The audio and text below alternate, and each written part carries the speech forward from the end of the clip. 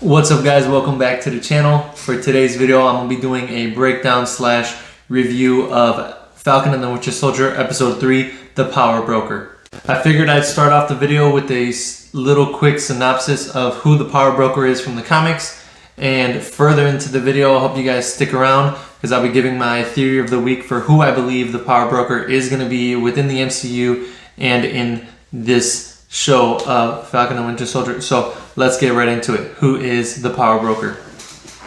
So the Power Broker, as we can see here, first appearance was in Machine Man number 6, September 1978. Real name is Curtis Jackson. His occupation is a criminal. His base is Los Angeles. His special powers and abilities: he was once a normal human being, but then he takes a version of the Super Soldier Serum and it gives him superhuman strength. However, there was an accident that happened when he took the Super Soldier Serum and he just became so bulked up that he literally could not even move. He needed to make like a metal exoskeleton to actually give him the capability of moving. So yeah, he was jacked as shit, but he was basically bedridden because my man couldn't even wipe his own ass. That's how yoked he was. And then it also says here, he empowered numerous people, including U.S. Agent and Demolition Man. So, not too much on that for him, but it's important to see that in the comics it said that he empowered U.S. Agent. So we'll see if maybe in this show he's going to be the person who ends up giving U.S. Agent, the new Captain America, a version of the Super Soldier Serum, or maybe U.S. Agent gets his hands on his formula and just injects himself with it. Who knows, but we'll see how things play out. So now let's go down to a chronological breakdown of this week's episode, starting from the first scene that I'm going to be talking about is the Zemo escape scene in the prison.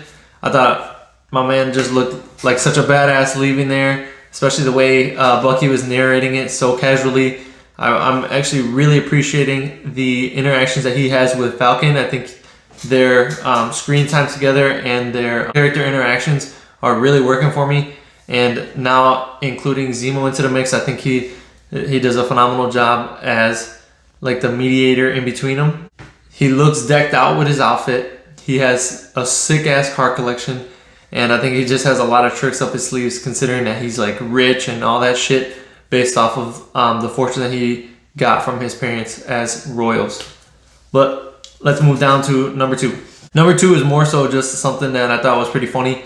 When they were on the plane on their way to Madripoor, Sam Wilson name dropped Skull Island when he was referring to Madripoor, and I thought that was funny considering we just had King Kong versus Godzilla, and even my fiance Natalie said that it would be so funny if the Avengers went to go recruit King Kong for the next big battle or whatever. So I thought that was pretty funny. Just another reference to another cinematic universe or another character that exists outside of the MCU. So I thought that was pretty cool. Moving down to number 3, we get our first introduction to the location of Madripoor. I think it's important to note that within this series, at least in this episode, I didn't see any confirmation of an X-Men or any mutants out there. I know it just looks like a bunch of low-life gangbangers out there, making a living through drug trafficking, prostitution, whatever, all that shit. But it's definitely a very crime-ridden city, and I don't think we're going to necessarily see any introduction to any X-Men or maybe even go back to Madripoor within this series. But I think it's a good way for Marvel to lay down the seeds for a potential mutant sanctuary. Like, let's say mutants are under the same conditions that Falcon was, or even Sharon, how she's kind of like on the run. Maybe the mutants can only go to Madripoor because this is a place for a safe haven for them or whatever. So I think it's a interesting location that we can further see be developed throughout the MCU. Alrighty, so moving down to number 4, we saw Winter Soldier gets his ass unleashed in the bar fight. He was going in there with Zemo and Falcon as the Winter Soldier, Nobody really knows that he has the Winter Soldier formula taken out of his mind, so he is in control of himself now. And he's playing the role of being brainwashed. He attacks all these guys, and I thought the fight sequence was really good. We saw Bucky really unleashing himself, and even Zemo said to Falcon, it didn't take much for him to go back to his ways. So I'm curious to see if maybe Bucky really doesn't have his Winter Soldier aspect of him under control, or if it really does take a few key words to just get him to snap and become this ruthless assassin that he once was. So I guess we'll see where they're going. But overall, like I said, I really like this scene. I thought the fights, choreography, and the sequence was done really well. So with that, let's move down to number 5. So after the scene in the Mandrapore bar where the whole fight sequence took place and Sharon comes in and saves Falcon, Winter Soldier, and Zemo, they head to the shipment yard and they try to go find Dr. Nagel.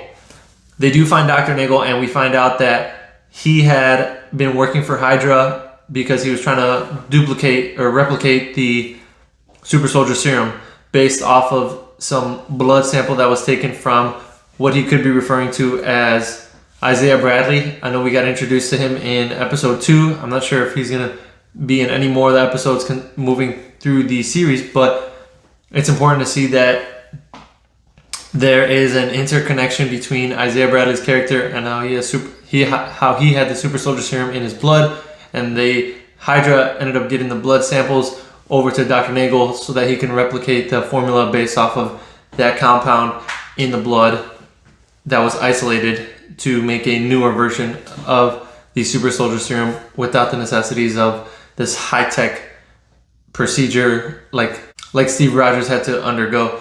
Whereas now it could just be like a vial and they end up just having to shoot themselves up, and it's kind of like some form of a steroid basically. But he also stated that he had made 20 vials of the Super Soldier Serum. So we haven't seen how many people have actually taken it yet, how many people in the Flag Smashers have taken the serum, and we don't know how many serums are actually left. So small little theory I have was that maybe US Agent ends up taking the serum for himself, or maybe Falcon ends up taking a serum. I think it'd be cool if Falcon finally got some actual superhuman powers versus just, his flight capabilities with his suit. But I guess we'll have to see how many new people in the show end up having to take or end up taking the serum that is now created, and what the new side effects are or whatever. And then lastly, in that scene, we also see that Zemo ended up killing Dr. Nagel. And moving down to our last part,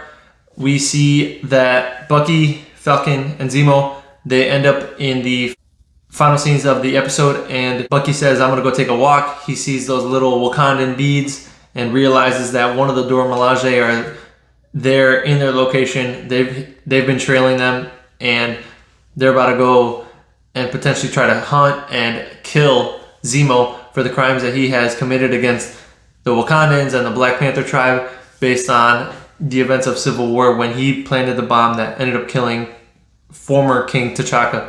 So another little theory I have going is that maybe the next episode it's going to be this Dora Milaje chick.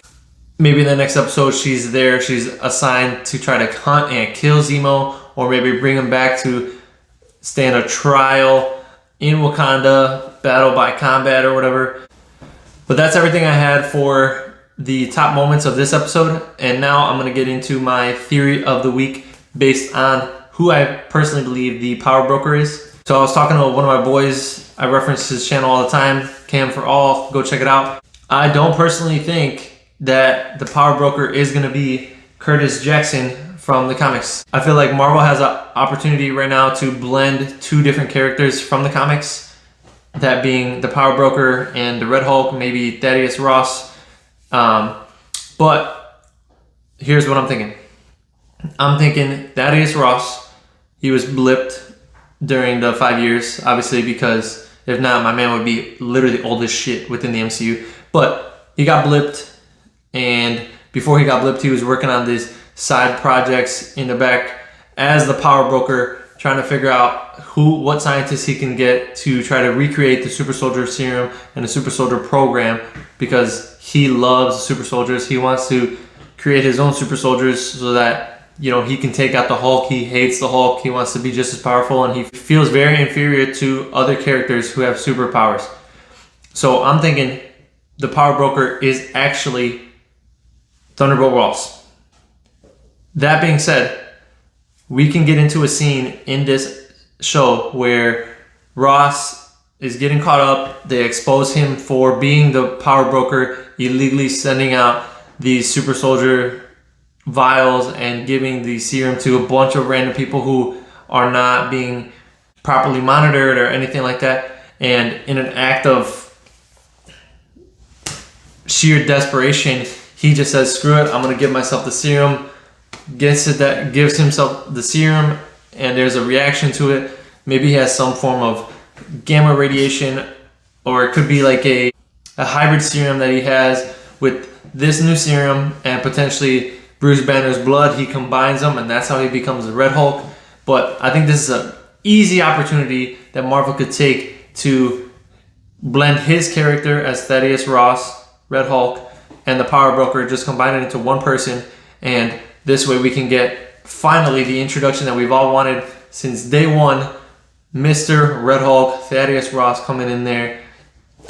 I mean, the CGI doesn't even have to be finished. It could just be showing the transformation of him going from old age to Red Hulk, and then cutscene, we never see him again until the next Marvel project, maybe She-Hulk, or maybe the next Thunderbolts or whatever. But that's what I'm thinking. I think it's an easy layup for them to do, and personally I don't think that Marvel should really just take the chance of introducing a new character such as Curtis Jackson if it's just going to be a one-off, right? This is what I'm thinking. I could be wrong, but I'm going to stick with it. I don't think my theory's far-fetched. Like, I did have some of my theories when I was talking about WandaVision. So we'll see how it plays out. And that's everything I have for today, guys. Thank you so much for watching.